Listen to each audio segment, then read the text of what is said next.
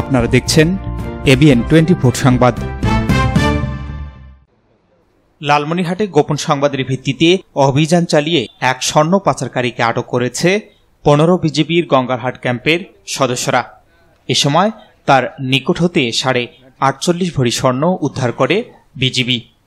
সোমবার লালমনিরহাট 15 বিজিবির ভারপ্রাপ্ত অধিনায়ক মেজর আসিফুল ইসলাম সিদ্দিকী বিকেলে দরবার হলে এক সংবাদ সম্মেলনে এ তথ্য নিশ্চিত করেন।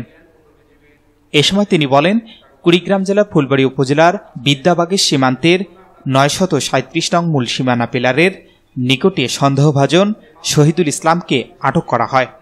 এ সময় তার দেহ তল্লাশি করে 5টি স্বর্ণের বার উদ্ধার করা হয়, যার ওজন 48.5 ভরি, বাজার মূল্য 66,77,000 টাকা। আটককৃত ব্যক্তি কুড়িগ্রাম জেলার ফুলবাড়ী থানার অনন্তপুর গ্রামের মৃত সফর উদ্দিনের পুত্র। আটককৃত ব্যক্তিকে কুড়িগ্রাম থানায় ও জব্দকৃত স্বর্ণগুলো ট্রেজারি অফিসে জমা করা হয়।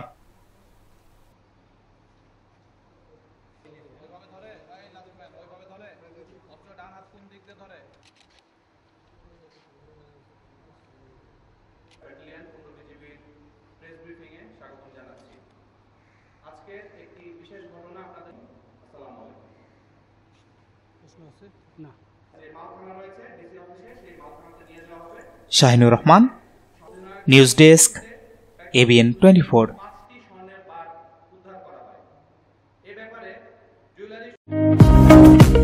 আলম সার প্যালেস, এখানে TV, fridge, rod, cement, shallow machine ও পাওয়ার টিলার সহজ কিস্তিতে বিক্রি করা হয়।